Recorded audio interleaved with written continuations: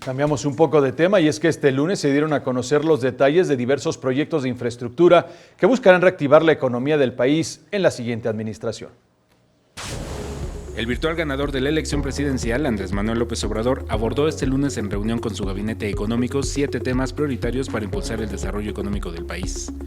En un mensaje a medios, precisó que se trató el tema del nuevo Aeropuerto Internacional de México, el proyecto del Istmo de Tehuantepec, que unirá a los países de Asia con la costa este de Estados Unidos, acerca de la construcción y operación del Tren Maya, que será moderno y rápido y que irá de Cancún a Palenque.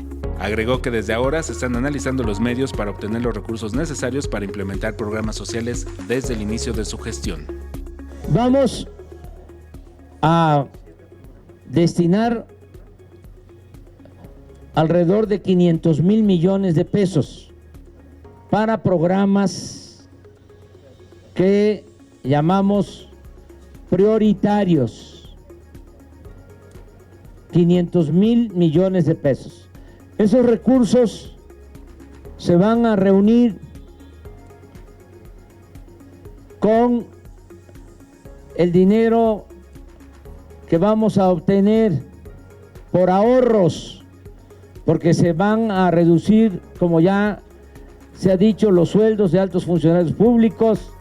Señaló que para el programa de reconstrucción que se llevará a cabo para apoyar a los damnificados por los sismos de septiembre de 2017, se invertirán solo recursos públicos.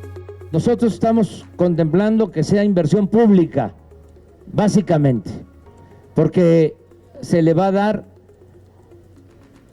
prioridad, atención especial, sobre todo a la gente más necesitada. Pero en todos los casos estamos pensando en ayudar con inversión pública. No estamos contemplando que sea otorgamiento de crédito. Además, se abordó la construcción de 300 caminos rurales con el uso intensivo de mano de obra, sobre todo en estados como Oaxaca y Guerrero, donde hay municipios donde no tienen piso pavimentado. Se abordó el tema del proyecto de comunicación mediante Internet para toda la República Mexicana, el plan de reconstrucción, donde se dijo que para el 19 de septiembre próximo se presentará el proyecto con apoyo a los damnificados que todavía están viviendo en la calle y no se les ha apoyado, así como respaldar a personas que viven en las colonias marginadas en ciudades fronterizas.